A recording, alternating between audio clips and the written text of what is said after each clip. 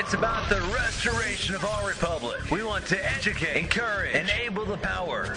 We stand for integrity, honesty, self-reliance, self-defense, and most importantly, no compromise on our foundational principles. This is America's Voice Now. Find America's Voice Now on Facebook and at americasvoicenow.org. Here's Michael Evans.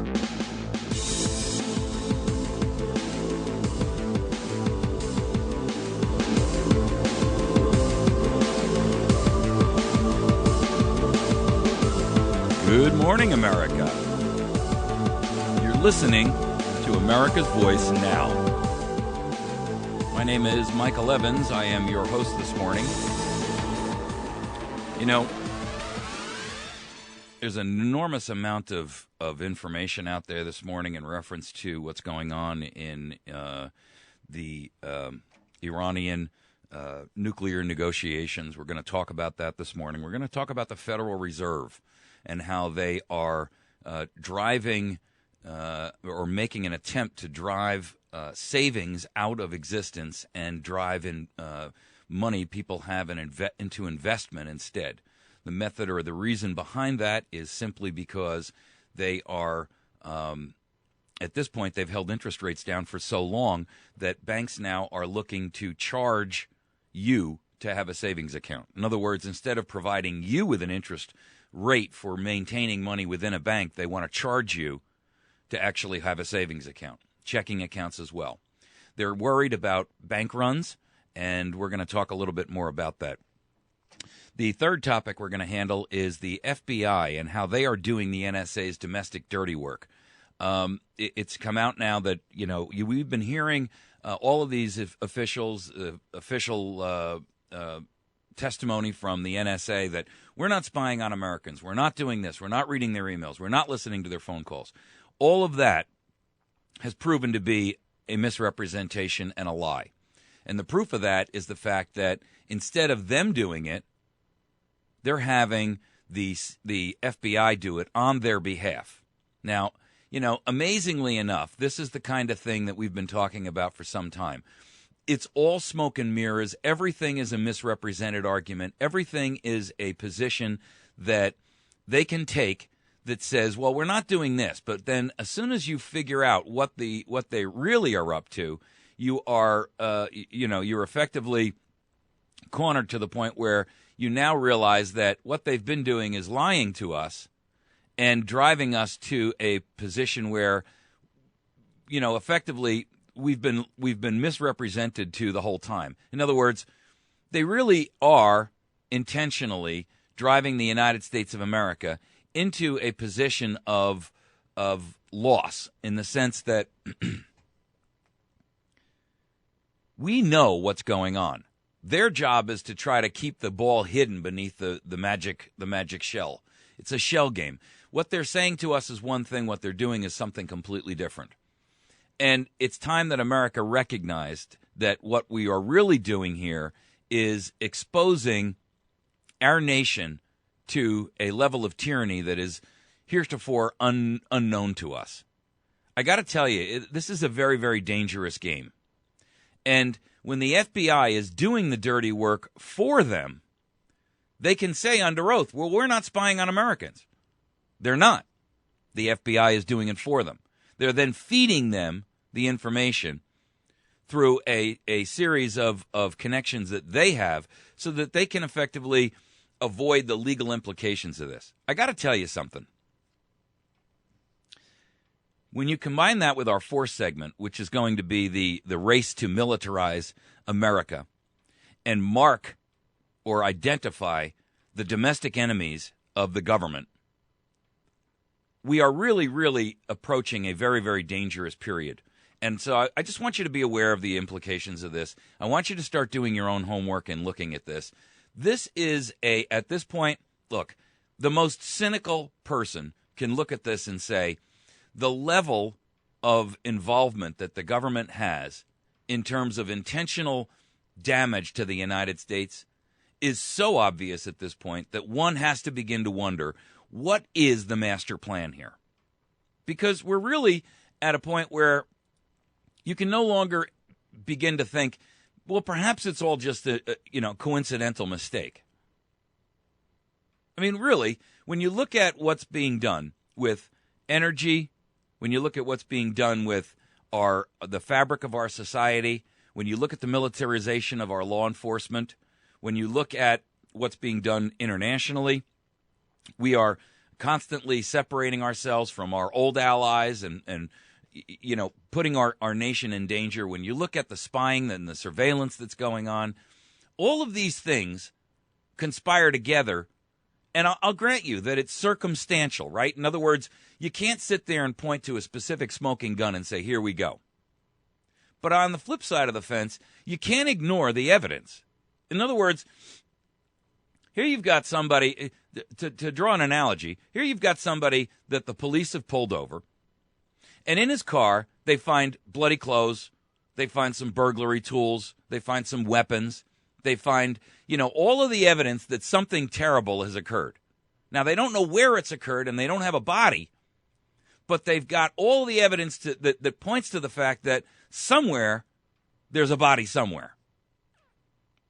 And, just because you don't actually have the body in the trunk and you don't have the smoking gun, if you will, doesn't mean that something hasn't occurred that is dire indeed.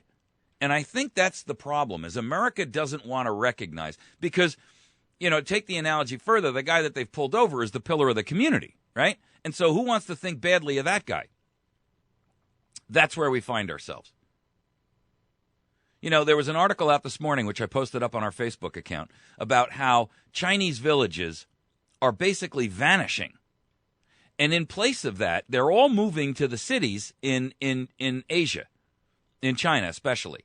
Now, the real issue here is that this is as a result of the wash of money that has been vacuumed out of the United States and pumped over into China.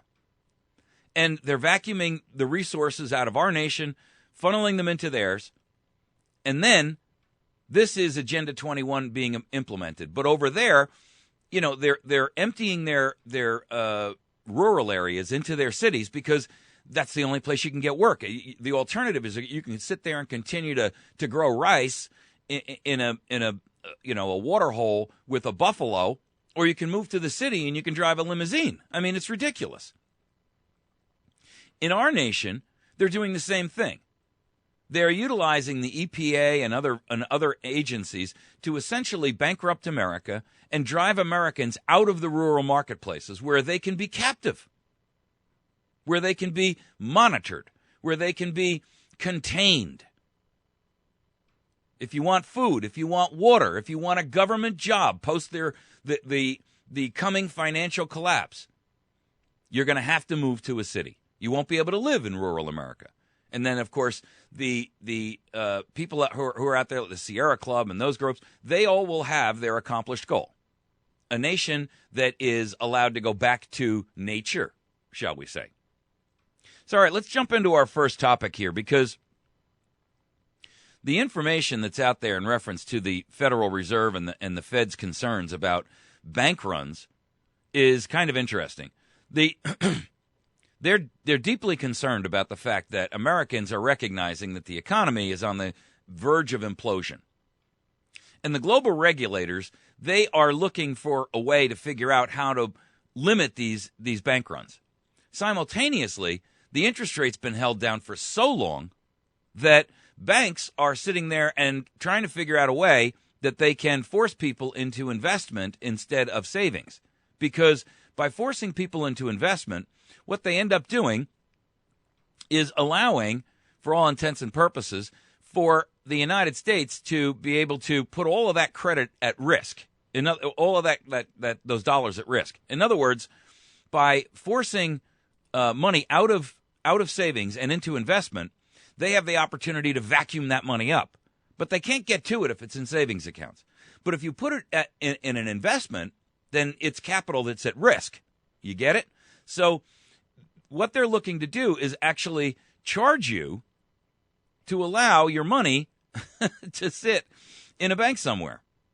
Now, that's pretty interesting, because the idea is that if they can get money out of your control, then they have the ability to, one, utilize it themselves to manipulate it.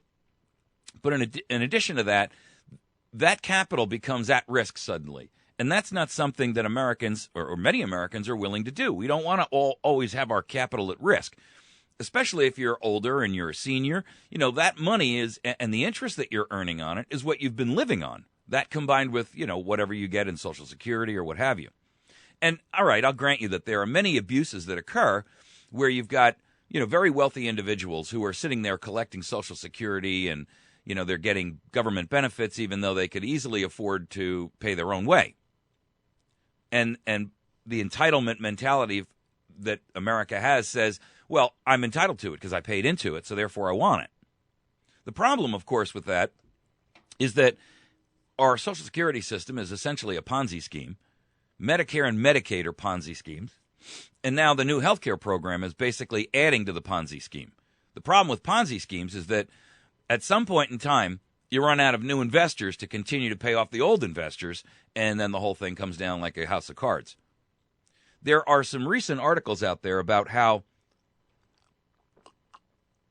the current situation would already fall under, and I talked about this in an earlier show last week, the current situation would already be classified as a Ponzi scheme by the FTA. In other words, the Federal Trade Commission, FTC, excuse me. The FTC would already consider Social Security, Medicare, Medicaid, the prescription drug program, and all of these entitlement programs that the United States of America has. They already would classify those as a Ponzi scheme if they were accomplished by somebody in, say, Wall Street. It's amazing. And yet, of course, because government sponsors it, it's completely legal, right? It's a good thing. Good my foot. So what we're now looking at is the scenario where bankers are looking to, one, have a number of policy tools to counter these potentially devastating bank runs, and they want additional power to cover a broader array of the marketplace. In other words, everyone who's in the Federal Reserve Governor Dan Cerullo came out the other day and said there is a need to supplement prudential bank regulation with a third set of policy options in the form of regulatory tools that can be applied on a market-wide basis. Now, this is a euphemism for essentially saying that we want more control over the direct United States economy. And you have to recognize that the Federal Reserve is already an agency that is outside of governmental authority and review. Well, they haven't been audited, and when they're asked about things like that, they tell Congress, well, we have to maintain our independence. The truth of the matter is, I don't want any organization out there who classifies themselves as independent of the oversight that we the people should theoretically have over them.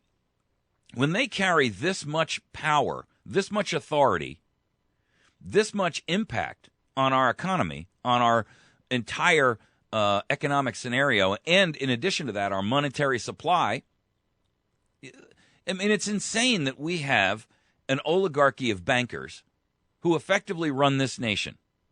And Congress has no ability to look over their shoulder and see what they're up to at all. They want to write these new rules that would make it less attractive for banks to actually raise cash in these short-term funding markets. Banks are looking for escape hatches, if you will, since there have been some regulations under the Dodd-Frank Act. And in fact, under the Dodd-Frank Act, one of the primary functions that was put in place to allow or to bar banks from becoming too big to fail was the idea that banks that trade in these toxic derivatives have to separate that business or can't be in line with that business with the rest of their investment banking business because they're so toxic. In other words, you can't mix. If you're going to deal in poison, you can't have that poison in the same building as your food supply because, would you want your grocery store to also sell toxic chemicals in the same building? Of course not. And so what they did is they separated those two under Dodd-Frank, which was about the only worthwhile thing that came out of Dodd-Frank. The downside to that is that they've just suddenly, with a lot of lobbying against Congress, eviscerated that same one benefit that came out of Dodd-Frank. So now they've got to figure out how they can essentially make sure that they have the ability to limit, one, the investment potential of individuals who are out there in the marketplace, or they're saving, to force them into investment, instead of allowing them to save. And then secondarily, how they can continue when we have a zero interest policy on everything. You know, at some point in time, we cannot continue to just endlessly print money. That's what we've effectively been doing, folks. We have been printing money for so long that at this stage in the game, there's no stability left in the marketplace. So when we look at the total level of banks that are too big to fail, the vast majority of the banks, and by the way, there are some numbers out there that 0.72%, now let's just say 1% for simple round numbers, 1% of the banks out there control 70% of all the assets. I mean, that is completely wrong. 1% of all the banks out there own 70% of all the assets, or have all of those assets under their control. When I heard Janet Yellen in an interview with Congress for her approval hearing to be the new head of the Fed, it was interesting for her when one or two of the senators asked her about the fact that since 2009 and the collapse of the financial world back in just before Obama became president, the number of banks that are small regional banks and credit unions and that kind of thing, in other words, these smaller community organization banks, the number of those has dropped to zero. In other words, there is no new banks that are coming on, and yet the banks that are out there that have marketplace skewing reach are growing by leaps and bounds, and they are consolidating to make matters even worse. So essentially, all that's happening is we are reaching a point where the major banks have a monopoly. There is no competition because they are one. The Fed itself is in charge of regulation of all banks, including the small ones. And they are essentially blocking the small ones because, and Yellen admitted this, the regulations that are required for small community banks to spring up are the same regulations that are required of, these global behemoths. Well, that's ridiculous. How can you sit there and say that a small bank that wants to open up in small town USA and just serve its local community should be subject to the same regulatory limitations that are placed on these massive banks that have literally hundreds and hundreds of billions of dollars, and in some cases trillions of dollars under their control? The risk is not there. You're talking about a bank that's going to lend to community, to farmers, for real estate, for small business investment, for the local community who, the small business guy goes and he says, hey, listen, I want a $50,000 loan to continue to just roll over on my business because that's what the turnover is on my inventory. I mean, and yet that bank is subject to the same regulatory requirements as Goldman Sachs. How can that be? And Yellen, of course, says, well, we'll look into it. She openly admitted that level of, look, when you sit there and take a banking system that is controlled by the top 1% of banks in the world, and you give them the authority to regulate all the lower banks beneath them, that's like saying to Exxon, listen, we're going to allow you, or Shell, pick any major gas company, we're going to allow you, or at least a group of you monster megaliths, to dictate what the rules are for any small competitor that wants to come in and compete against you. Well, what do you think they're going to do? Do you think they're actually going to allow real, true competition? Of course not. They're going to say they are, and then they're going to put in place such onerous limits that it's impossible for any of those organizations to actually accomplish the task at hand. What we have, ladies and gentlemen, is a consolidation of banks underneath the Federal Reserve. They are terrified that at some point in time, Americans are going to recognize exactly how far down the economic rabbit hole we've fallen. They are trying to force ways to keep you out of savings because then you could run on it. But you can't run on it if it's an investment that's tied up in Wall Street, which, of course, is their game as well. They own the banks, and they own most of the major banking investment firms. But your money is not accessible to you if it's an investment. It is accessible to you if it's in a savings account, and that's the difference. So by forcing you out of savings and into investment, one, your money's not accessible to you. It's not liquid. You can't go to the bank and say, I want my money. You can only cash out. And you can only cash out, of course, after the market has collapsed, which means that all of your capital is at risk. So what they are going to do as a regulatory tool is force you to pay for the privilege of allowing them to hold your money. And that's a market incentive or a motivator for you to migrate out of savings and into investment. This is Cass Sunstein's nudge principle run completely amok.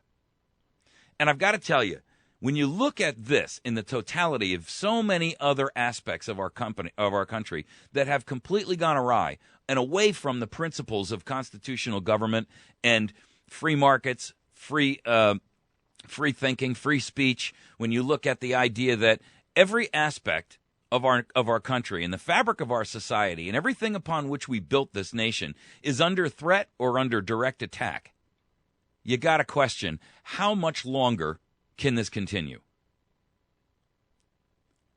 When we talk a little bit later about, in our next segment, about Iran and the nukes and the petrodollar and the Saudis and how all of that relates to us, you're going to recognize that the petrodollar is one of the major things that is holding up the United States as the world's reserve currency.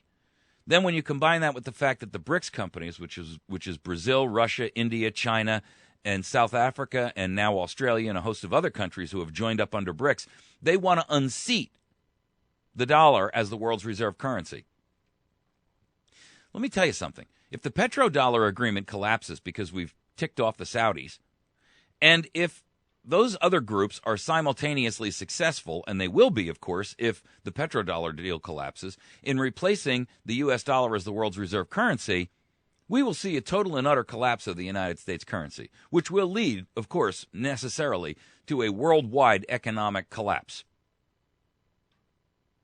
These people are playing with fire, and they have absolutely no idea what they're doing.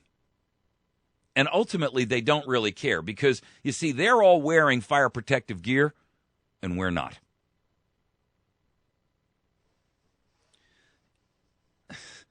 It's stunning. It's frightening. And combined collectively, it is Machiavellian in its application and implications for Americans. I consistently say over and over and over again, we must achieve a point in which the critical mass of America recognizes that we can no longer sit on the sidelines and act like sheep waiting to be sheared. We must collectively determine that we have had enough. We must artfully, with well-reasoned intent and a plan of action, take our nation back. The alternative to that is dire indeed. And I would hate to ultimately see this country collapse and descend into, for all intents and purposes, anarchy. Because once that door is opened, once the financial collapse occurs, I got to tell you, the danger is that you'll see foreign nations and foreign governments like China and Russia who will try to come in on the United States. They will recognize that we are weak and flailing about in the waters of the ocean.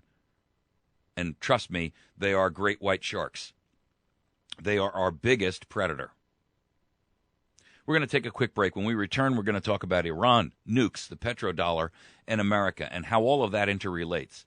This new agreement that was just completed with Iran has some very, very troubling aspects for the United States of America.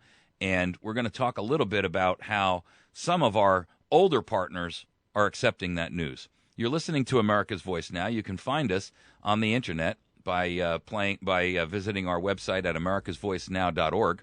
You can find us on Facebook at facebook.com/America's Voice Now. And then you can also find us on YouTube, where we post all of these shows in video and audio. You can find that at youtube.com/America's Voice Now. Okay, we're going to take a quick break. We'll return in just a moment.